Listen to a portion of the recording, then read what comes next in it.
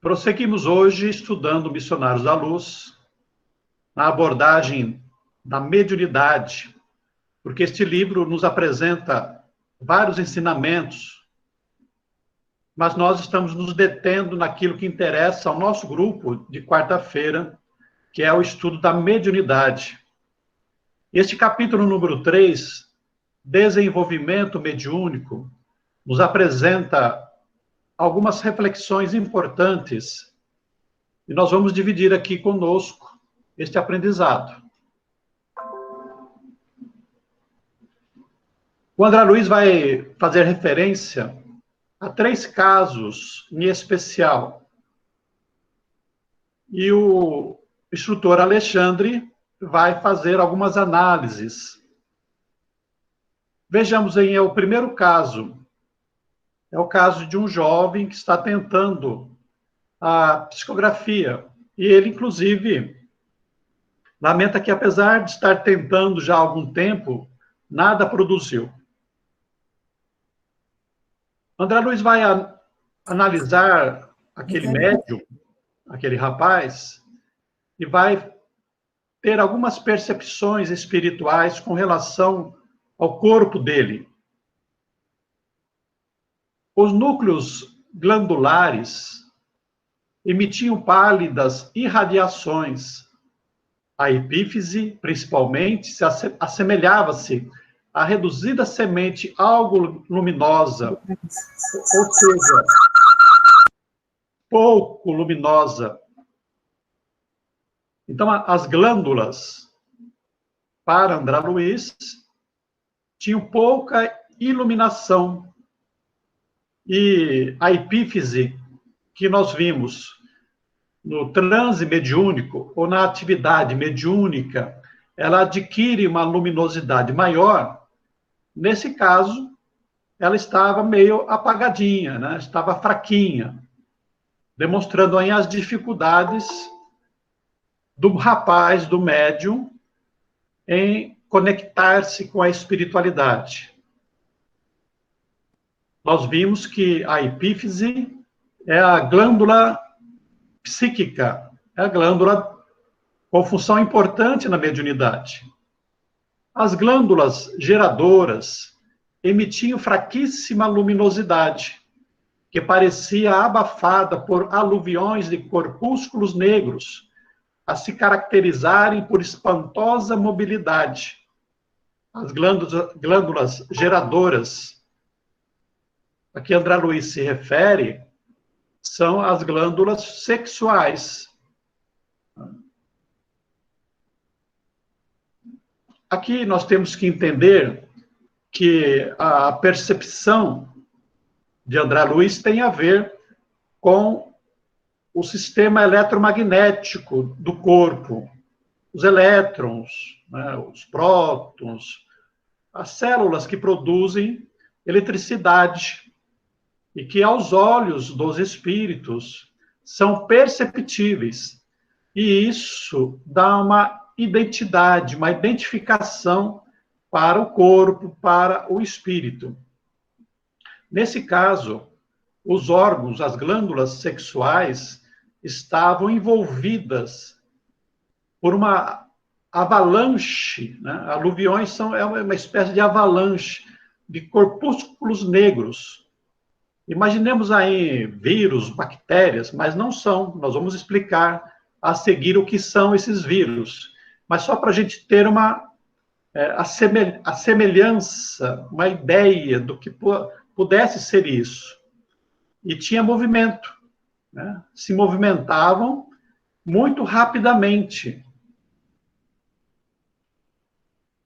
Então, o Alexandre vai explicar que são bacilos psíquicos das torturas sexuais produzidos pela sede febril de prazeres inferiores. Podem ser chamados de larvas, agindo desde a bexiga até as vesículas seminais, aniquilando as células sexuais e os espermatozoides. Então, apenas para nós podermos entender, Alexandre dá um nome de larvas. Parece, assemelha-se mas por falta de terminologia adequada, chamou de larvas, né? São esses bichinhos pequenininhos, normalmente são compridinhos, e que estavam ali envolvendo, né, desde a bexiga até lá os testículos, né, as vesículas seminais, onde se produzem os espermatozoides, os líquidos seminais, que são necessários à procriação. E aí é interessante a ação psíquica, o desvio do rapaz na área da sexualidade, ali dito assim, sede febril de prazeres inferiores. Não significa, portanto, que a natural libido, os desejos sexuais normais, naturais, do homem, da mulher, dentro da continência superior, não produz essas larvas, né? Esses bacilos psíquicos. É o desequilíbrio, é o exagero, é quase que uma doença na área da sexualidade. É um desvio para os prazeres inferiores. Então, são esses excessos, né? Então, eram cultivadas pela incontinência das emoções, pelas variadas experiências sexuais e pelo contato com entidades grosseiras com as quais se afinizou e que o visitam com frequência. Então, primeiro, o rapaz tinha desvios nos pensamentos, desejos incontrolados na área da sexualidade. Além disso, se entregava à prática sexual. É bem provável, pela forma como o André Luiz relata, variadas experiências sexuais, que existiam diversas parceiras. E nós sabemos que todos os desvios nossos aqui na Terra atraem companhias espirituais de mesma natureza, por sintonia. Então, seja na área dos excessos alimentares, das drogas, da bebida alcoólica, né? Também na área da sexualidade. Então, a partir de quando ele se entrega aos desvios da sexualidade, ele também atrai para a sua companhia espíritos desejosos também de sentirem ou de continuarem a sentir os prazeres da sexualidade. Então, o Alexandre vai dar algumas explicações, alguns esclarecimentos. O pobrezinho, primeiro, ainda não pôde compreender que o corpo físico é apenas leve sombra do corpo perispiritual. Não se capacitou de que a prudência em matéria do sexo é equilíbrio da vida. E recebendo as nossas advertências sobre a temperança, acredita ouvir remotas lições de aspecto dogmático, exclusivo no exame da fé religiosa. Então, é ainda uma falta de conhecimento com relação ao compromisso mediúnico e compromisso com a espiritualidade. A mediunidade é inerente à alma, caminha conosco permanentemente, é uma faculdade natural, que nós vamos aprimorando ao longo das nossas experiências e das nossas reencarnações, com exercício. Não há como nós separarmos a mediunidade da nossa vida, porque é inerente à alma, de tal maneira que em todas as nossas atividades, o componente mediúnico se faz presente, manifestando-se mais intensa ou menos intensamente, de uma maneira menos importante ou mais importante, mas como qualquer outro sentido, né? Como sendo um sexto sentido, a mediunidade está presente em todas as nossas atividades, de tal maneira que mediunidade não é de reunião mediúnica, mediunidade não é botãozinho que a gente liga quando está na reunião mediúnica ou querendo exercitar a faculdade. Não, ela é da nossa vida.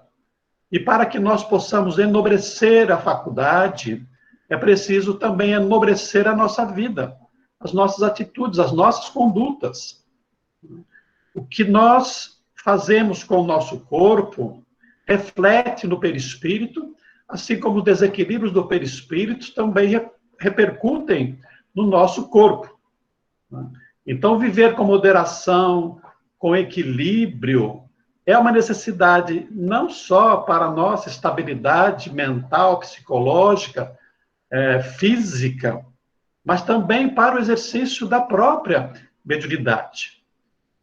E os espíritos, os médios, as pessoas mais difíceis, mais refratárias, não conseguem abrir mão dos próprios desejos, das próprias necessidades, não ouvem, não escutam as advertências que a espiritualidade passa para nós, não só diretamente, por exemplo, pela psicofonia, ou pela psicografia, diretamente a nós, mas essas mensagens de caráter geral que nós recebemos. Por exemplo, em livros como esses de André Luiz e os demais psicografados por Francisco Cândido Xavier. São lições, são avisos.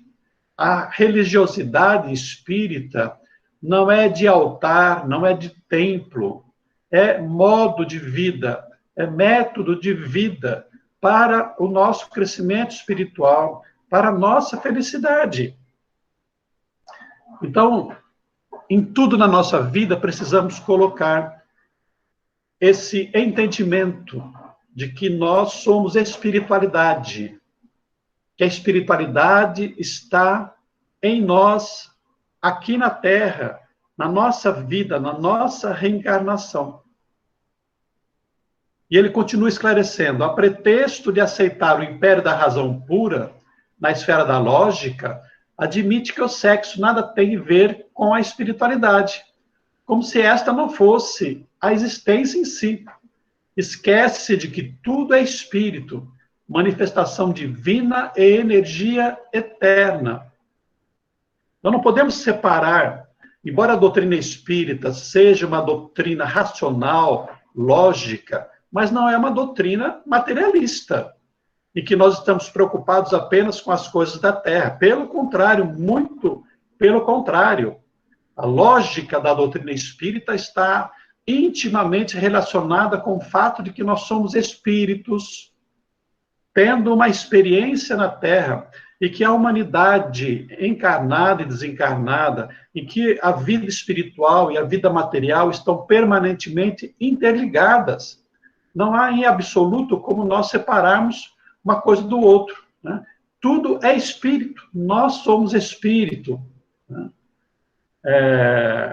Nosso corpo tem princípios espirituais, tudo é presença de Deus em nós. De Deus vêm os raios luminosos de esperança, de alegria, de força, de coragem, os fluidos que nos alimentam, que nos fortalecem. Então, diz ele, o erro de nosso amigo é o de todos os religiosos que supõem a alma absolutamente separada do corpo físico, quando todas as manifestações psicofísicas se derivam da influenciação espiritual. Ou seja, tudo está no espírito. Tudo que nós fazemos aqui na Terra é uma decorrência do que o espírito pensa, do que o espírito sente e deseja fazer. O corpo é só um instrumento para irmos ali, para irmos aqui e para concretizarmos na forma material o que nós desejamos. Então, tudo parte da alma, refletindo no nosso corpo físico. Em seguida, André Luiz vai analisar o caso que ele chama do cavalheiro maduro, de um senhor maduro, de um homem mais velho, mais idoso. Ele estava ali também tentando a psicografia.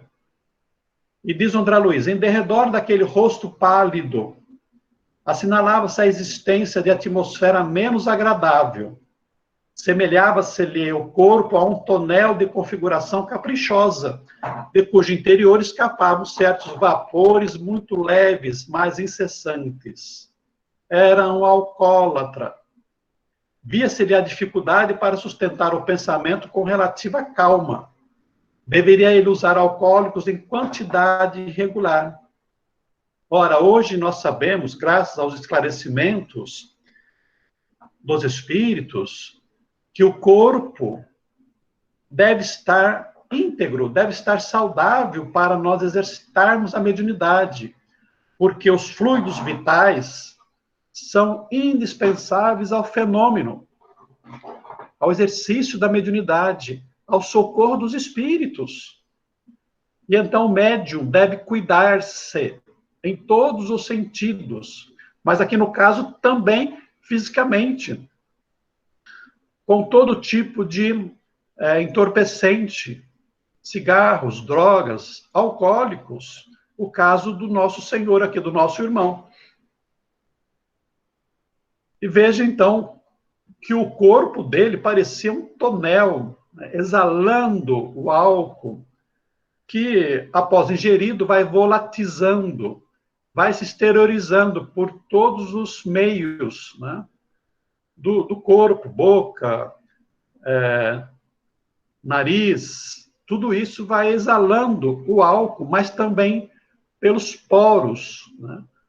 As células, os poros da pele, também exalam os vapores alcoólicos. E ele acrescenta ainda, o aparelho gastrointestinal parecia totalmente ensopado e aguardente.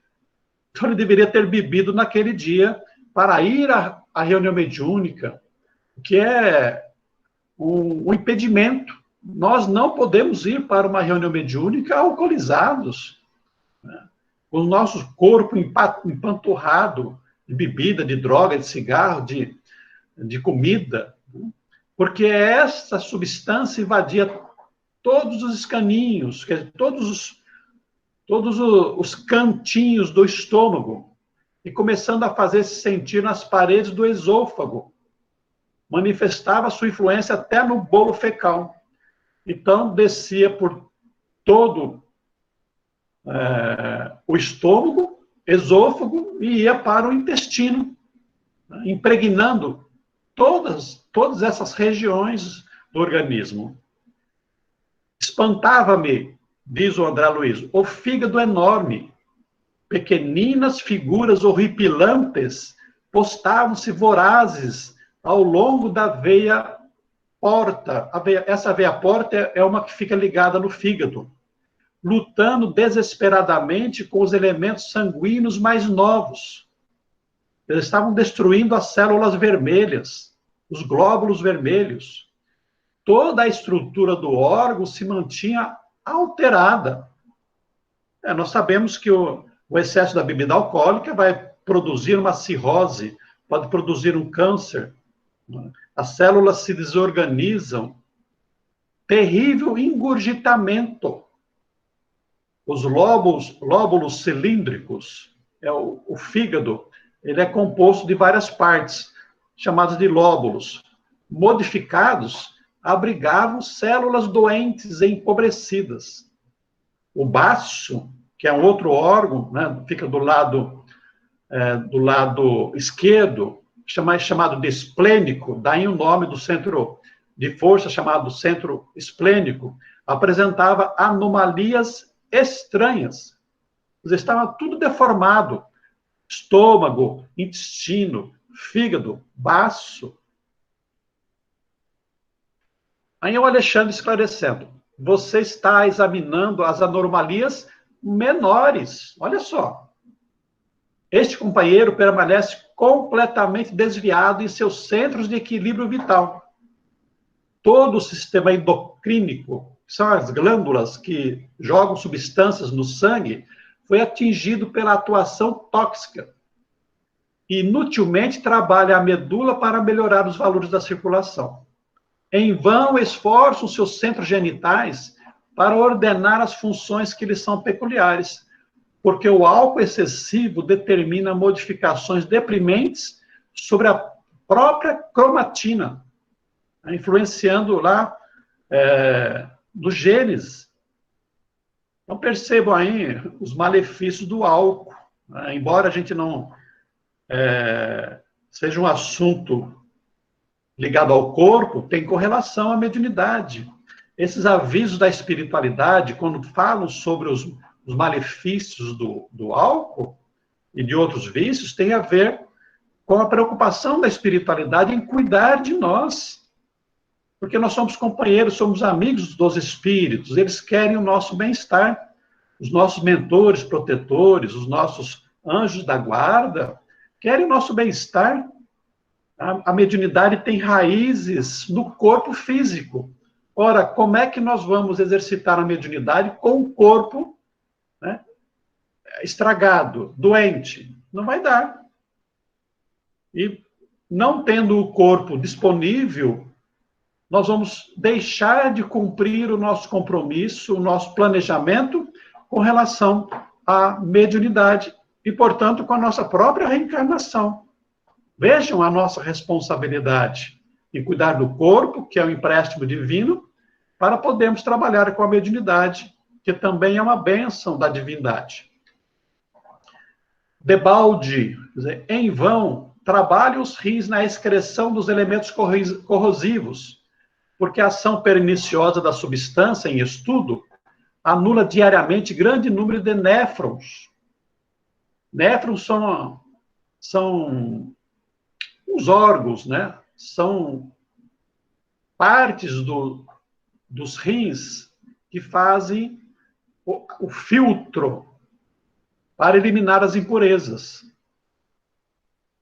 O pâncreas, viciado, não atende com exatidão ao serviço de desintegração dos alimentos. Larvas destruidoras exterminam as células hepáticas, células do fígado. Profundas alterações modificam-lhe as disposições do sistema nervoso vegetativo.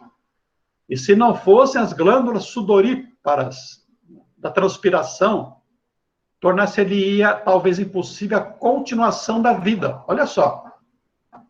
Ele ainda estava vivendo. O organismo, muitas vezes nós falamos assim, o organismo é fraco, o corpo humano é frágil. Pelo contrário, né? Quando nós percebemos os abusos cometidos por nós mesmos, e nós vemos aí como que o organismo trabalha para a sobrevivência, como os órgãos resistem à morte, resistem à destruição por todas essas substâncias, vírus, bactérias, as físicas e também as espirituais. O organismo está ali resistindo. Quando chega na morte, é porque nós excedemos em muito, abusamos em muito nos nossos vícios, nos nossos comportamentos. E é claro que para tudo há um limite.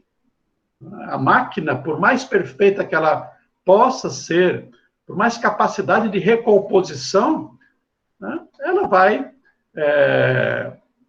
romper num determinado momento. O terceiro caso a que se refere André Luiz é de uma irmã que era candidata à psicofonia. Naquele tempo ainda se referia muito à incorporação.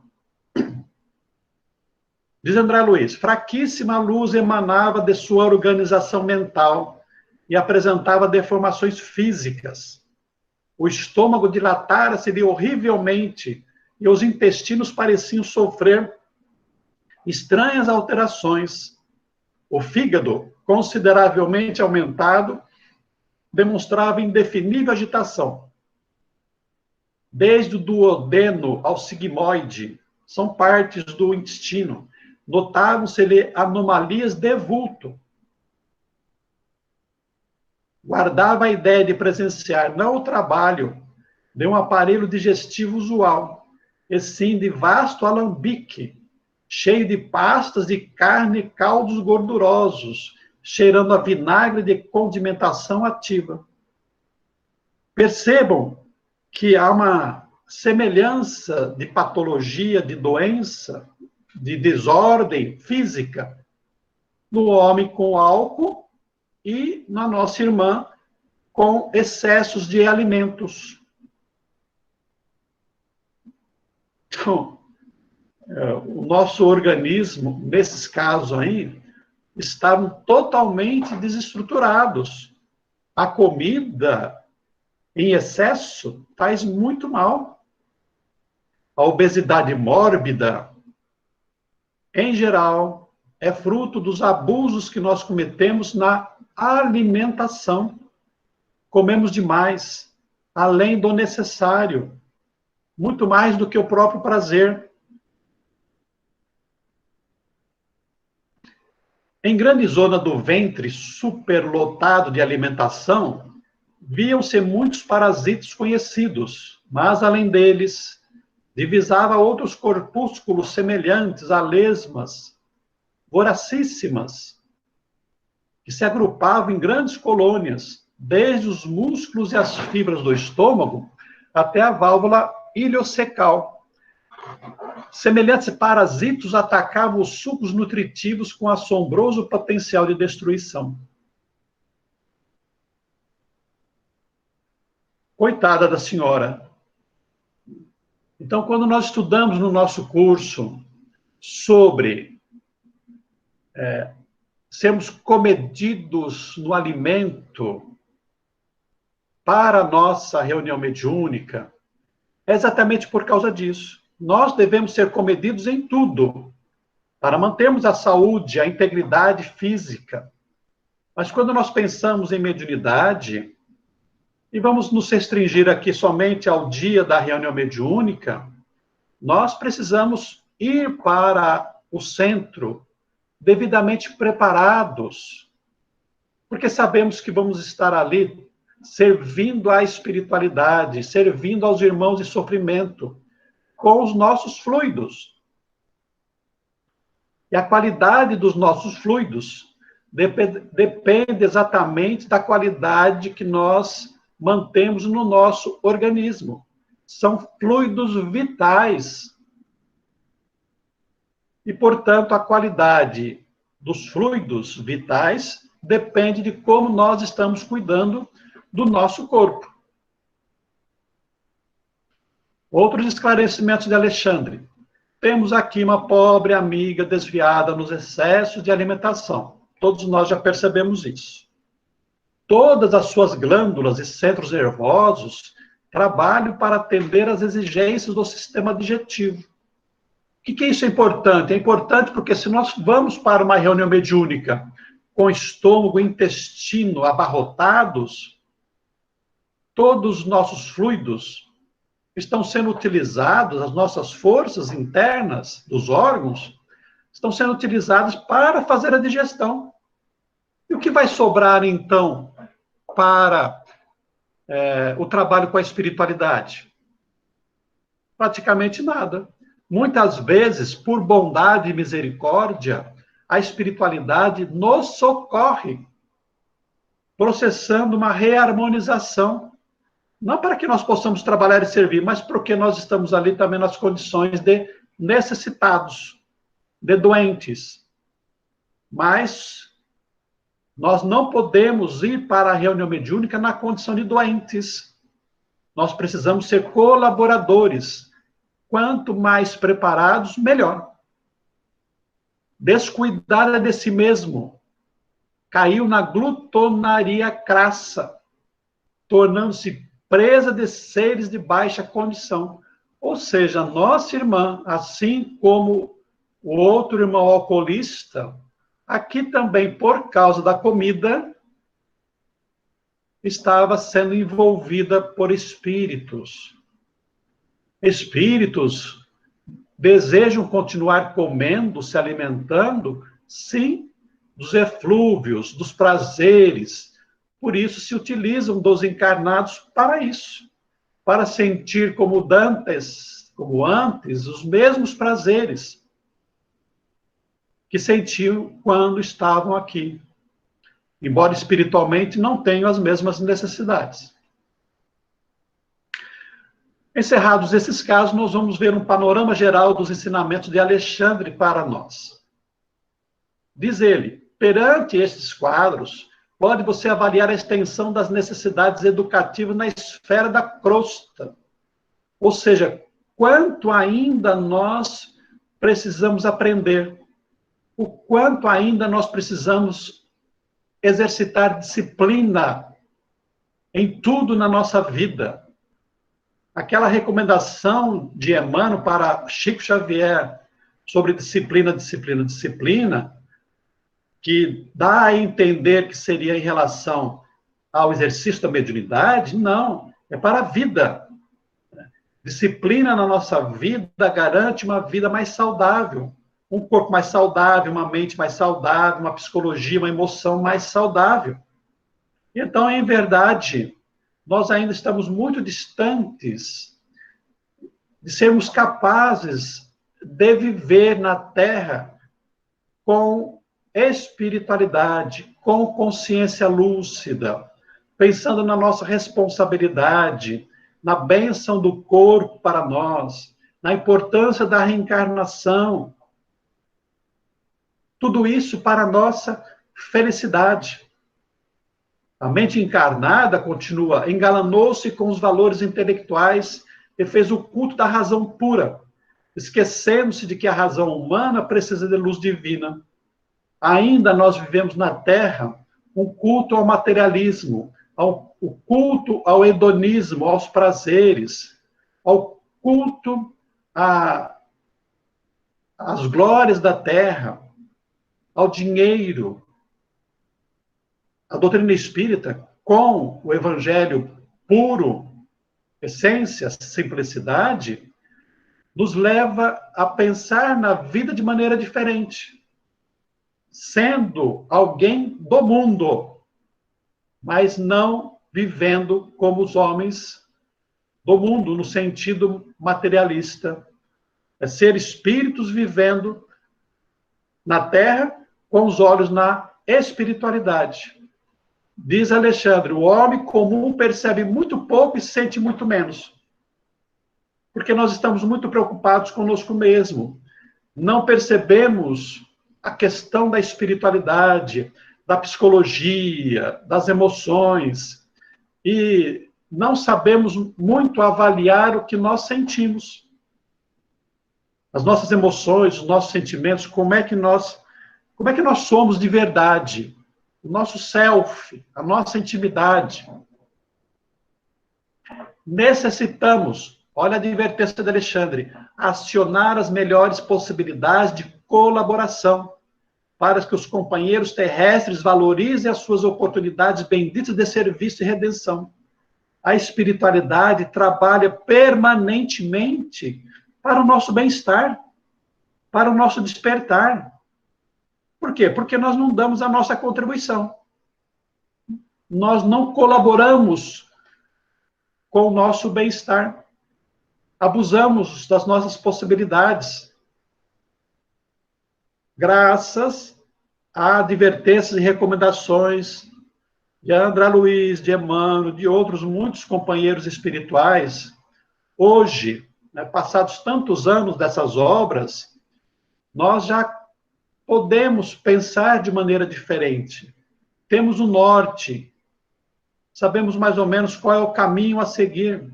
Só nos falta mesmo a vontade e o esforço para seguirmos adiante.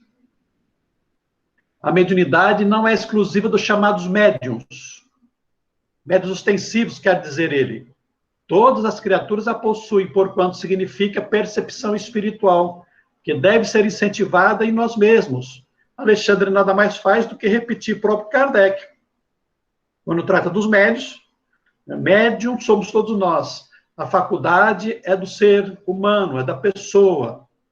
Mas nós chamamos de médiuns, corriqueiramente, popularmente, os médiuns ostensivos, uma faculdade mais aparente, que produz efeitos mais visíveis, mais perceptíveis.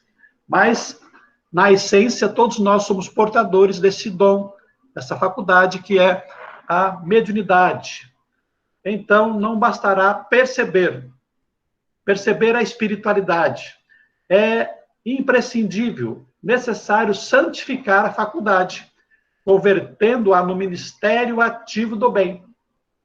Ou seja, com a doutrina espírita e o evangelho, a mediunidade deve ser convertida na prática do amor ao próximo, na caridade desinteressada, no serviço ao outro, encarnado ou desencarnado, não importa, aos nossos irmãos. Então, com a doutrina espírita, a mediunidade é santificada. É uma bênção que nós recebemos, porque trabalhando com a mediunidade, fazendo bem, nós somos agraciados com a paz interior, com a consciência tranquila. A maioria dos candidatos ao desenvolvimento dessa natureza, contudo, não se dispõe aos serviços preliminares de limpeza do vaso receptivo. Então, este capítulo está vendo muito o nosso preparo como pessoa para o trabalho com a mediunidade. Então, em geral, os médiuns têm grande dificuldade para cuidar-se em todos os sentidos, não só no vaso orgânico, mas no mental também, nas emoções também. Claro que isso é meta a alcançar. Ninguém, nem o centro espírita, nem a espiritualidade, está exigindo de nós perfeição, mas pede esforço da nossa parte para nos tornarmos melhores. E com um pouquinho de esforço, como está lá em O Livro dos Espíritos, é possível nós realizarmos melhoras na nossa vida. Divide inexoravelmente a matéria e o espírito, localizando-os em campos opostos, quando nós, estudantes da verdade, ainda não conseguimos identificar rigorosamente as fronteiras entre uma e outro, integrados na certeza de que toda a organização universal se baseia em vibrações puras. Ou seja, tudo é força, tudo é onda, tudo, entre aspas, energia. Nós também, né? Como é que nós podemos separar a matéria e o espírito? Onde começa um, onde termina o outro? Quais são os pontos de união? Quais são os elos? Nós não sabemos. Eles não sabem. Quer dizer, os espíritos superiores entre nós também não sabem. Então, como é que nós podemos separar mente de corpo, consciência de vida? Não. Somos uma mesma coisa, somos um ser íntegro. Estamos usando a matéria em nosso benefício. É para isso que serve matéria, para ajudar o espírito a progredir, a evoluir. Então, precisamos aprender a usá-la com acerto. Inegavelmente, não desejamos transformar o mundo em cemitério de tristeza e desolação. Atender à santificada missão do sexo, do seu plano respeitável, usar um aperitivo comum, fazer a boa refeição, de modo algum significa desvios espirituais. No entanto, os excessos representam desperdícios lamentáveis de força, os quais retêm a alma nos ciclos inferiores. Quer dizer, nós não precisamos absolutamente deixar de lado alguns prazeres que a própria vida aqui na Terra nos oferece. Uma boa refeição. Muitos questionam a respeito da carne. Como médium eu tenho que abandonar a carne. Bom, para exemplo nosso, Chico Xavier e Divaldo Pereira Franco comiam e comem carne. Então, nós não podemos afirmar que o fato de eu comer carne por si mesmo, seja um impeditivo para o exercício de uma boa mediunidade. Mas em tudo, o caminho do meio, o equilíbrio, para que nós possamos realmente caminharmos para o exercício da mediunidade de maneira elevada. Nos desligarmos aos poucos das coisas da terra e nos ligarmos mais à espiritualidade superior. Ora, para os que se trancafiam nos cárceres de sombra, não é fácil desenvolver percepções avançadas. Não se pode cogitar de mediunidade construtiva sem o equilíbrio construtivo dos aprendizes na sublime ciência do bem viver. Então, se eu me dedico aos prazeres mundanos, se eu me delicio com os abusos dos prazeres da terra, eu fecho portas à iluminação espiritual. Um livro muito interessante que eu sempre repito para esses exemplos é Trilhas da Libertação, que trata exatamente de um médium de cura que não sabia distinguir uma coisa da outra.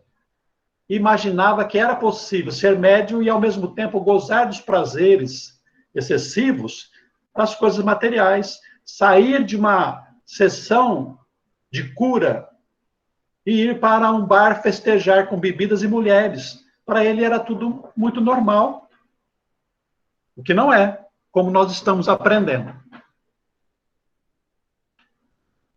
Pergunta a André Luiz: por que motivo não dizer tudo isso aos nossos irmãos congregados aqui? Eles estavam numa reunião mediúnica. Por que não adverti-los austeramente? Ele quis dizer assim, por que não fica bravo com eles? Por que não chama no tento? Mas a espiritualidade é tão amorosa, é tão paciente conosco. Tenhamos calma, diz Alexandre. Estamos no serviço de evolução e adestramento. Nossos amigos não são rebeldes ou maus, em sentido voluntário. Estão espiritualmente desorientados e enfermos. Não pode transformar-se de um momento para outro. Compete-nos, portanto, ajudá-los no caminho educativo. Mas, vírgula, não vamos abusar da calma, da paciência, da bondade dos amigos espirituais. Porque eles estão nos tratando como doentes. Ou seja, se nós nos mantivermos assim, não seremos verdadeiros colaboradores e amigos dos trabalhadores espirituais, não. Eles vão olhar para nós com compaixão, com doentes, estão ali para cuidar de nós. Não deve ser assim a nossa proposta de trabalhador da seara de Jesus, da doutrina espírita. Devemos ser responsáveis, trabalhadores conscientes, para fazermos jus ao salário do trabalhador sincero, que está à disposição do Senhor da vinha. Porque se eu vou para uma reunião mediúnica na condição de enfermo, eu não estou dando nada. E quem nada dá, não tem nada para receber. Porque já estou recebendo para as minhas dores. Mas na medida que eu trabalho com responsabilidade, com cuidado, com prudência, com consciência, eu faço jus à remuneração espiritual, né? O bônus hora pelo meu trabalho. Então, deixemos a condição de meros recebedores para nos trabalharmos para nos transformarmos em verdadeiros trabalhadores, servidores na seara. É verdade que sonham edificar maravilhosos castelos sem base, alcançar imensas descobertas exteriores sem estudarem a si próprios, mas gradativamente compreenderão que mediunidade elevada ou percepção edificante não constituem atividades mecânicas da personalidade, e sim conquistas do espírito, para cuja consecução não se pode prescindir das iniciações dolorosas, dos trabalhos necessários, com a autoeducação sistemática e perseverante. Ou seja, trabalhar na intimidade, cuidar do corpo, ser perseverante, disciplinado, presente, assíduo, dá trabalho, faz sofrer, é um processo de mudança interior, mas tem a recompensa. Então, se eu quiser construir com solidez a minha mediunidade, o meu campo de trabalho, eu preciso me esforçar para que isso seja mais fácil, menos doloroso. O médium que não é assíduo, que não se esforça, ele aprimora sua mediunidade a troco de muito sofrimento, de muitas dores, porque demora para se libertar das suas mazelas interiores e das influências exteriores, dolorosas, difíceis. Mas é porque ele caminha muito lentamente, muito acomodadamente, muito preguiçosamente. Então, vale a pena o esforço na disciplina, porque a colheita será muito favorável, muito agradável. E encerrando aí, excetuando-se, porém, essas ilusões infantis, são boas companheiras de luta, aos quais estimamos carinhosamente, não só como nossos irmãos mais jovens, mas também por serem credores de reconhecimento pela cooperação que nos prestam, muitas vezes inconscientemente. Então, todos nós temos algo para dar, todos nós podemos dar, mas o convite da espiritualidade é para que nós possamos dar mais, porque isso é bom para nós. Maior no reino dos céus é aquele que mais servir. Aquele que mais serve tem mais reconhecimento, tem mais gratidão, tem mais simpatia do próximo e da espiritualidade. Então, embora eles sejam muito amigáveis conosco, embora nós possamos estar contribuindo de alguma maneira, conforme as nossas possibilidades, o convite da espiritualidade é para o nosso crescimento. Porque é bom para nós. Este é o que nós tínhamos para hoje. Gostaríamos da contribuição dos amigos, dos irmãos. Irmãs, fiquem à vontade para os comentários. Oi, boa noite. É a Vitória. Oi, Vitória. Pois não. Na verdade, é mais um comentário mesmo sobre esse desafio de encontrar o equilíbrio, né? De todas as situações do dia a dia, com toda...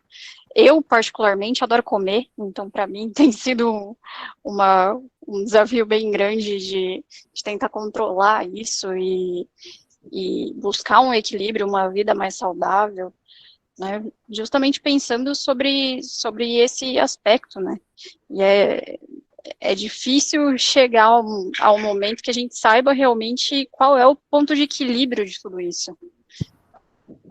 Pelo menos para mim é uma grande dificuldade. Allan Kardec faz uma pergunta a respeito disso, no Livro dos Espíritos. Amar ao próximo é fazer a ele todo o bem possível. Tudo aquilo que nós queremos para nós mesmos. Mas é amar a nós mesmos. E os Espíritos dizem, amar a nós mesmos é atender às nossas necessidades. É o limite do necessário.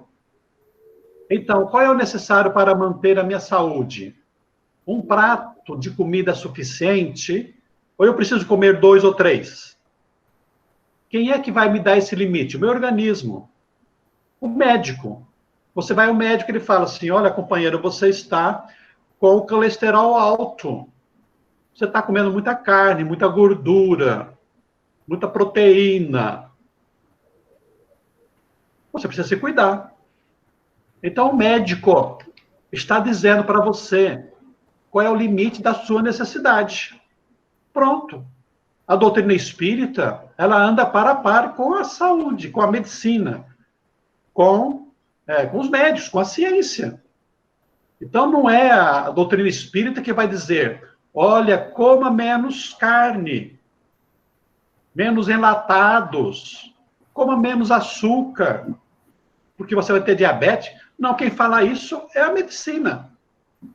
Então, se você vai ao médico, o médico fala, você está com a glicemia, está com o diabetes aí, estourando, você passou do necessário.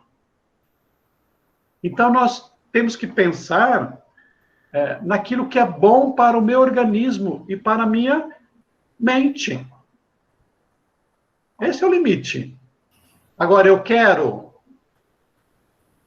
tinha uma propaganda que dizia assim, era um padre, né? Acho que um padre comendo e fala para ele comer mais, ele fala, olha a massa, né? Não me lembro direito como é que era a propaganda. Ou seja, Nós estamos preocupados em satisfazer os nossos prazeres. A paixão está descontrolada. Mas se nós aprendermos e nos esforçarmos para viver dentro do necessário, a coisa vai ficar um pouquinho mais fácil. É bem real, é isso mesmo. Verdade. Pegando um gancho no que a Vitória falou, Donizete, Oi. quanto tempo tem que se ficar em jejum para reunião mediúnica? Não, nós não precisamos ficar em jejum. Nós podemos fazer uma alimentação frugal. É o tempo da digestão, mais ou menos. Você não pode ir para uma reunião mediúnica que vai começar às 9 horas e ter apenas almoçado, porque até a qualidade dos seus fluidos vai diminuir. Suas energias, suas forças vão diminuir. Então, lá próximo de ir para o centro espírita, faça uma alimentação frugal, significando assim, coma um pouco, coma uma fruta, tome um lanche, e se sentir fome depois, coma depois que voltar da reunião mediúnica. Perguntaram para o Chico Xavier se não podia comer carne no dia da reunião mediúnica. Ele disse, olha, se você não conseguir ficar um dia sem comer carne, coma um pedaço na hora do almoço. Porque até na hora da reunião mediúnica, a digestão já será um pouco feita. Nós sabemos que a carne demora mais para ser digerida. E quando nós falamos em digestão, não estamos falando de estômago. Estamos falando de estômago e intestino. Porque grande parte da digestão é feita no intestino. Então, não precisa ficar em jejum, viu, Anete? Aliás, não deve ficar. Faça uma alimentação leve. Tá certo. Aqui um especialista em alimentação e cuidar do corpo, que é o Alexandre, pode muito bem falar para nós aí se são verdadeiros esses cuidados ou não. Hein, Donizete? Oi, Alexandre. O Alexandre pode falar sobre alguma coisa também. Diz que quando a pessoa toma uma dose de uísque, dose assim, tipo social, ele tem que ficar, vamos supor, ele tem que fazer um exame de tireoide. Ele tem que esperar 15 dias depois para poder fazer esse exame, porque diz que o iodo fica na tireoide. Ah. E nesse caso, então... Então vamos ouvir o Alexandre. Por favor, Alexandre. Se por um acaso, no processo de envelhecimento dessa bebida alcoólica, ele for contaminado com iodo, isso realmente é verdade. Você ingeriu iodo e vai fazer um exame de hormônios tireoidianos, isso pode dar mesmo alteração. Mas acho que isso não é comum. Não há muitas bebidas alcoólicas aí no dia a dia que tenham iodo como aditivos ou como contaminantes, né? Quanto ao resto que você disse, Donizete, eu concordo plenamente, né? Também para mim é muito difícil, como a Vitória falou, eu também gosto de comer. Mas entendo que eu acho que no dia a gente pode fazer como as orientações do Chico, sabe? É só não comer nada pesado, né? Mas também não ficar de jejum, porque você concentra e de repente começa a vir imagens de comida, né? Aí fica mais difícil ainda. Exatamente isso. O caminho do meio. Os budistas têm essa expressão, caminho do meio. O equilíbrio. Nós estamos na Terra, nós estamos vivendo aqui. Precisamos comer. Fazemos sexo. Trabalhamos. Descansamos. Então, faz parte da vida. Ninguém está pedindo santidade para ninguém. Mas está pedindo o quê? Que nós nos cuidemos. Só isso. Cuidemos que jeito? Conforme o médico fala para você. Tem gente que passa a vida inteira e não vai ao médico, o que é uma imprudência. Então, vai ao médico. O médico vai dizer para você, você está bem ou você não está bem. Faz exame de sangue. Cuide-se. O corpo é um empréstimo de Deus para você em todos os sentidos. Cuide-se. Se eu cuidar do corpo, eu vou ter condições de cuidar da mente. Aliás, já estou, né? Porque só alguém com a mente equilibrada cuida do corpo. Os meus abusos são decorrentes das minhas dificuldades psicológicas. Quando nós vemos a questão da obesidade, os excessos de comida, ou o contrário, né? A falta de comida, de prazer do comer, tem a ver com as nossas dificuldades psicológicas. Ansiedade, depressão, né? Tem a ver com isso. Medos, traumas, tem um monte de coisa.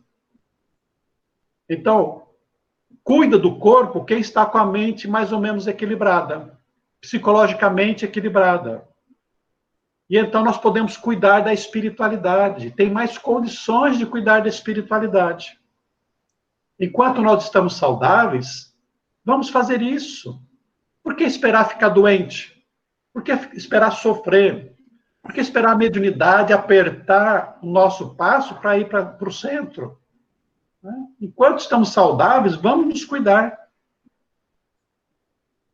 E como você acabou de dizer aqui, em todos os dias da minha vida. Tem gente que toda segunda-feira está começando um jejum, uma dieta. De segunda a sexta tarde, porque sexta noite, sábado, domingo, perde todo o esforço que fez durante a semana. Posso fazer uma pergunta rapidinha? Isso não é equilíbrio. Pois não, Nestor? Você citou o baço. O baço. E quando a pessoa extrai ele, interfere em alguma coisa? Alexandre, interfere? Eu não entendi a pergunta. Quando se extrai o baço? Ah, sim. E é uma cirurgia muito comum até. O baço ele é responsável por eliminar células velhas do sangue. Essa é a principal função dele e servir de reserva para algumas células do sistema imunológico.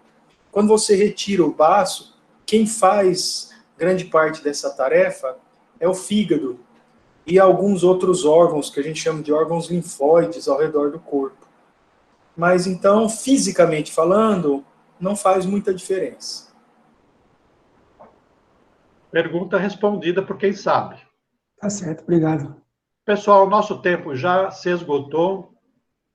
Eu vou pedir para a Anete, por gentileza, fazer a prece para nós.